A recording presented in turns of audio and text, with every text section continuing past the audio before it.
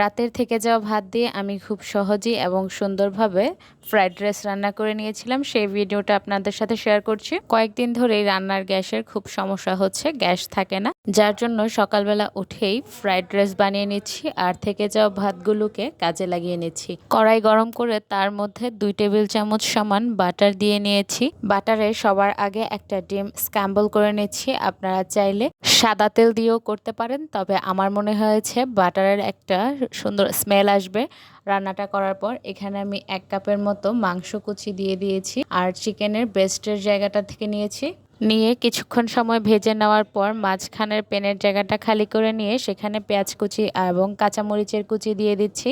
আপনারা চাইলে ডিমের স্ক্র্যাম্বলটাকে প্রথমে করে উঠিয়ে নিতে পারেন। আমি এই পর্যায়ে আরও প্রায় 2 টেবিল চামচের মতো বাটার দিয়ে নিয়েছি এবং বাটার দেওয়ার পর আদা এবং রসুন বাটার পেস্ট দিচ্ছি 1/2 চা চামচের মতো। বেশ কিছুটা ফ্রোজেন গাজর কুচি দিয়ে দিচ্ছি। আমার কাছে শীতের সব সবজি প্রায় ফ্রোজেন করা থাকে। টেস্টি সল্ট দিচ্ছি 1/2 চা চামচ, গোলমরিচের গুঁড়া দিচ্ছি 1/2 চা চামচ। আপনারা চাইলে সাদা গোলমরিচের গুঁড়ো ব্যবহার করতে পারেন।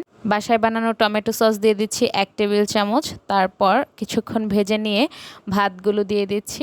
আপনারা কিন্তু পোলার চাল দিয়েও করতে পারেন, আবার চাইলে বাসমতি চালও ব্যবহার করতে পারেন। আর ফ্রাইড রাইসের জন্য কিন্তু ভাত আগের দিন সেদ্ধ করে পানি ঝরিয়ে ফ্রিজে রেখে করা ফ্রাইড রাইসটা খুবই ঝরঝরে হয়। এই পর্যায়ে আমি আরও কিছুটা গোলমরিচ এবং লবণ দিয়ে দিচ্ছি। একটা টমেটো কুচি দিয়ে দিচ্ছি, আপনারা চাইলে স্কিপ করতে পারেন। সয়া সস দিচ্ছি 1 চা চামচ। আমার সয়া সসটা ডার্ক ছিল, যার জন্য আমি কমিয়ে ব্যবহার করেছি। আরও কিছুক্ষণ সময় ভেজে নিয়ে নামিয়ে সার্ভ করে নিচ্ছি।